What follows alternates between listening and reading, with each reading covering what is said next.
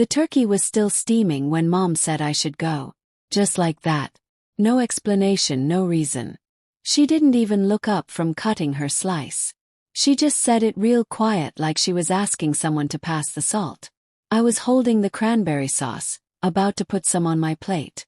Everyone kept eating like nothing happened. But everything happened. Because what Mom didn't know, what nobody at that table knew, was that I'd been keeping their whole world running. And they were about to find out what happens when you push away the person holding everything together. I didn't stand up right away. I just sat there looking around the room. The pretty decorations on the walls. The nice curtains I helped buy last year. The warm lights that made everything look perfect.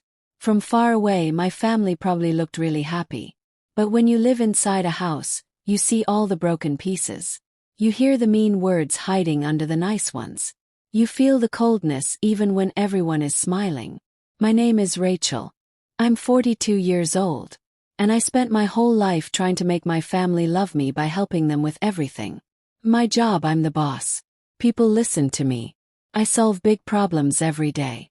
But at home, I'm just the daughter who doesn't fit in. The sister who makes everyone uncomfortable because I do well. The family member everyone needs but nobody really wants around. My mom, Linda, controls how everyone feels. When she's happy, everyone relaxes. When she's upset, everyone gets scared. Today she was being really cold to me.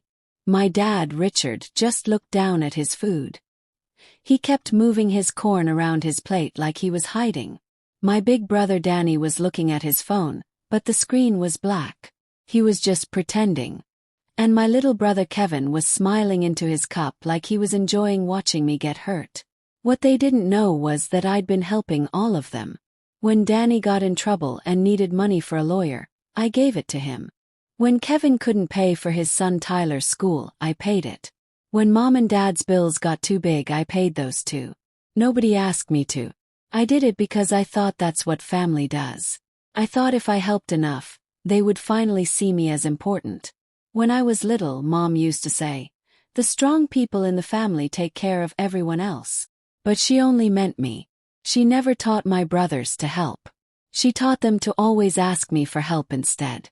And I kept giving and giving, telling myself this was love. But sitting there, hearing her tell me to stop depending on the family, I suddenly saw the truth. None of it made sense. Never did. I took a small drink of water. Tasted weird and cold. Around me people started talking again, but it sounded fake.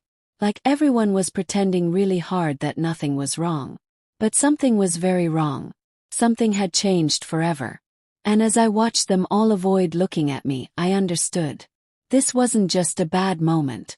This was me finally seeing the truth about everything. The rest of lunch felt like waiting for a storm while everyone pretends the sky isn't getting dark. You could hear it in how the forks hit the plates too hard. In how Dad's breathing got louder every time Mom moved. In how Kevin's leg was shaking under the table like he was watching something exciting. I stayed quiet. Not because I was scared, but because when you stay quiet you see who people really are. Linda kept talking like everything was fine. She talked about the potatoes, the pie, our neighbor's new car. She never looked at me once. That's what she does. She doesn't yell. She just acts like you don't exist. And having your own mom pretend you're not there hurts more than any mean words. After a while, Danny finally said something. "Mom's right, Rachel," he said, not looking up. "You've been acting weird lately. Maybe it's better this way." Weird. That's what people say when they forget all the times you helped them. I didn't say anything back. I just watched him move around in his chair like my silence made him uncomfortable. Then Kevin jumped in, moving his cup around like he was in a movie. "If you need help, just tell us," he said. Nothing wrong with asking them for help. I almost laughed out loud. But before I could, Linda spoke again. Her voice was soft but sharp like a knife. "Rachel, honey, we can't keep pretending. You depend on us too much. You need to learn to stand on your own." There it was. The full sentence. The words that would change everything. Stop relying on the family. She said it slow, like she wanted each word to hurt. And the worst part wasn't what she said. It was that nobody told her to stop. Nobody said, "That's not true." Their silence meant they all agreed. That's when everything became clear in my head. Not broken. Not angry. Just clear. Like finally understanding something you should have known all along. I got up and said I needed to use the bathroom. Not to hide. Just to breathe. In the mirror I saw myself. Not someone tired or sad. Just someone who finally understood the truth. I wasn't being pushed out. I was never really part of it. When I came back to the table, nobody noticed. My chair made a small sound when I sat down, but no one looked. Not even Mom. That was the moment everything changed for me. I picked up my jacket and put it over my arm. Linda finally looked at me. Not worried. Just annoyed. Like I was ruining her nice lunch. "Where are you going?" she asked. I looked right at her, calm and quiet. "Home." For just a second, something changed in her face. Maybe she got scared. But then it went away. Nobody tried to stop me when I walked to the door. They didn't understand what was happening yet. But they would soon. The cold air outside felt clean and fresh. I walked to my car without looking back. Not because I was trying to be tough. But because they didn't deserve even one last look from me. My hands didn't shake when I opened my car door. They were steady. More steady than they'd been in years. When I got back to my apartment in the city, I didn't feel numb anymore. Felt something else. Something quiet but strong. The kind of feeling you get when you finally stop lying to yourself. I walked inside, closed the door, and just stood there in the quiet. My home always felt safe. But that night was different. It felt like it was waiting for me to decide something important. I didn't cry. I didn't get angry. I just walked to my bedroom, pulled out my suitcase, and started putting clothes in it. Not because I was leaving anywhere. Just to show myself that something was ending. Each shirt I folded felt important.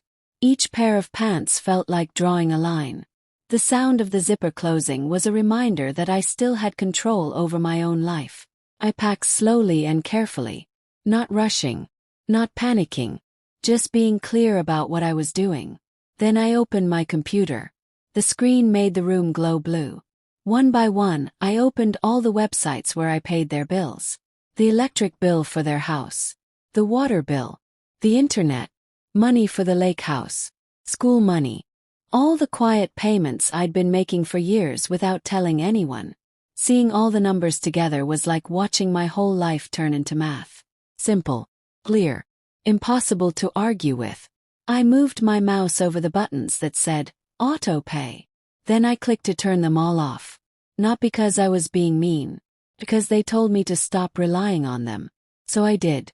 Exactly what they said. The lake house payments were next. The heat, the water, the internet, things I paid for at a place where they never even invited me to visit. A place they treated like it was theirs while I paid all the bills. I clicked through each one, ending what should never have started. Cancel. Cancel. Cancel. Each email that said, confirmed. Felt like finally breathing out after holding my breath for years. But the last thing I opened was the most important. The papers for the lake house. My lawyer told me years ago to add a special rule.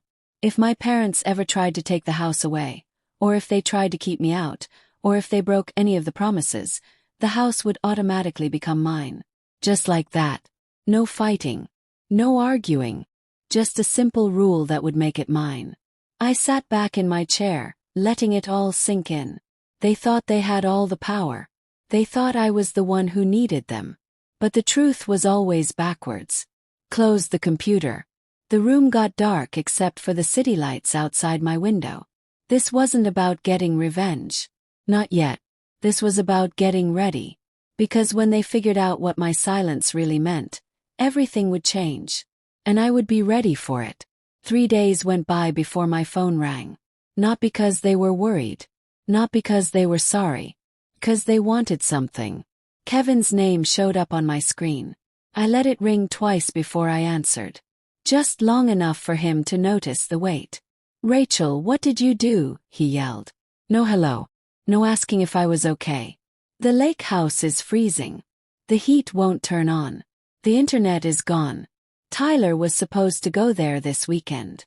Then he'll have to stay home. I said, my voice calm. What is wrong with you?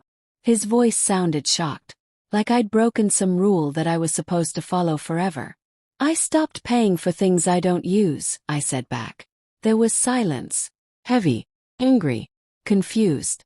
Then he started yelling about how family is supposed to help each other, how we're supposed to sacrifice, how we're supposed to be loyal. Funny how people only use those words when they want something from you.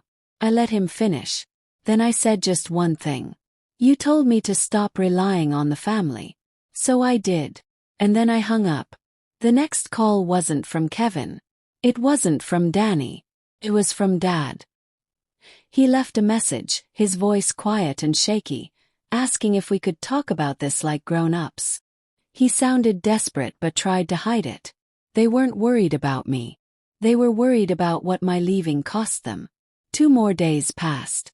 Then things got serious. A big envelope came in my mail. It had a lawyer's stamp on it. From a law office downtown. Inside was a letter from my mother. She was asking the court to look at the Lake House papers again. She said she was too stressed when she signed them. She said she didn't understand what they meant. She wanted the judge to give the house back to her and Dad. I sat at my kitchen counter reading those papers. The room was so quiet I could almost hear it buzzing. They didn't even call me first to talk. They just went straight to trying to take something that wasn't theirs. Not by accident. On purpose. That was it. The moment the blurry line became crystal clear. I called my lawyer that same day. He read the papers, breathed out through his nose and shook his head. They have no chance, he said. The special rule means the house comes back to you automatically if they try to fight the agreement. They filed this paper. Which means they made the rule happen themselves. So the lake house is yours again. Legally. Starting right now. Thanked him.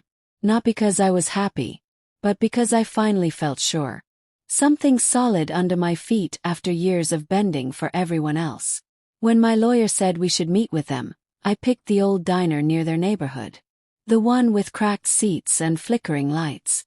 Familiar enough to keep things calm. Public enough so no one would yell. They showed up together. Linda looking stiff and angry. Richard not looking at anyone. Danny looking pale. Kevin looking furious. I was already sitting in a booth in the back. They slid in across from me like they were in trouble. Mom spoke first. Rachel, this is ridiculous. You made your point. I looked at her face. Not even a tiny bit sorry. Just annoyed that her plan didn't work. Mom, I said calmly. I didn't file anything. You did. That's because you surprised us, she snapped. Cutting off the lake house, the bills. You can't just expect us to. I don't expect anything, I said. That's the difference between us. Her nose flared up. But before she could interrupt, I put a thick folder on the table. Not lawyer papers. My own. 20 years of payments. All the numbers added up.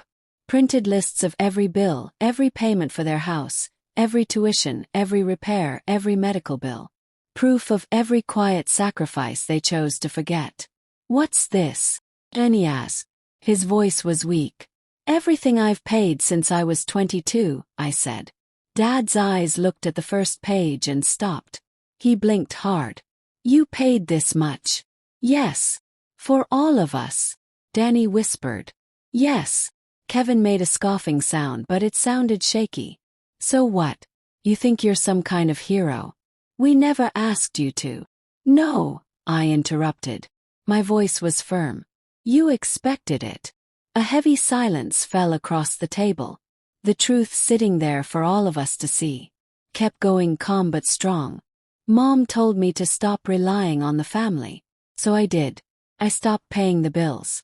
I stopped covering the lake house. I stopped funding the lifestyle you built thinking I'd never leave. Mom got stiff.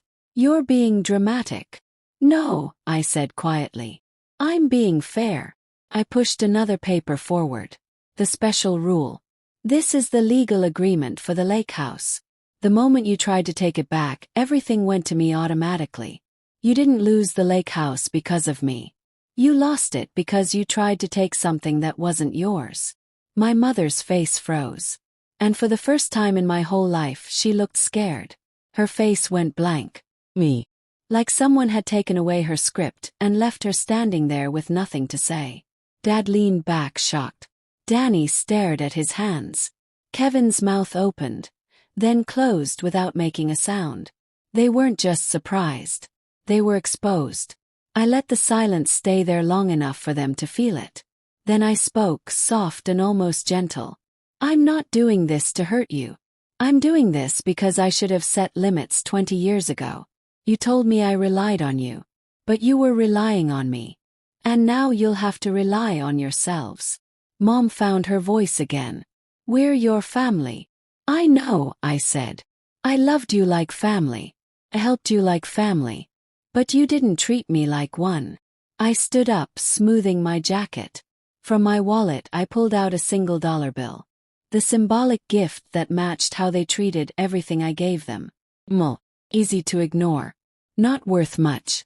I put it in the middle of the table. That's all that's left, I said. Everything else I already gave. And you didn't even notice. No one moved. Not Dad. Not my brothers. Not Mom.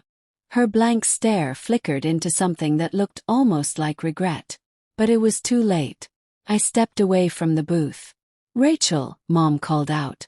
Her voice cracked just a little. I stopped just long enough to hear it. But I didn't turn around. Some stories need a final sentence. This one needed a door closing. The bell on the diner door rang softly as I left. Cold air rushed in around me. And for the first time in my life, I didn't feel bad for walking away. Felt free. In the days after, the quiet felt different. It wasn't the kind that comes from being left out. It was the kind you earn after finally saying the truth out loud. My apartment felt brighter somehow. The morning sun came through the window in soft lines. And for the first time in years, I didn't wake up worried about someone else's problem. My lawyer confirmed everything. The lake house was legally mine. No argument, no trick. Just a clean transfer because of their own choices. He asked if I wanted to take them to court or file more papers. I didn't. Justice doesn't need to be loud to be real. A week later, Dad sent me a short email. No Bible quotes. No guilt trip. Just one line saying they were trying to figure things out. Hope they were. Maybe losing the help they took for granted would make them grow in ways they never had to before. As for me, I took a long walk by the river that weekend. The winter air stung my face. Felt lighter. Not because I won something, but because I finally put down a weight I was never supposed to carry. I didn't abandon my family. I just stopped abandoning myself. Maybe someday they'll understand why I drew the line. Maybe they won't. But I learned that boundaries aren't punishments. They're invitations for people to treat you with the respect you've always given them. And if they can't, you keep walking forward anyway. My life is quieter now. More steady. Finally my own. If this story makes you think of something in your life, share your thoughts below. And if you want more true family stories with endings that finally make sense, hit subscribe to Betty's Stories Untold so you don't miss what comes next.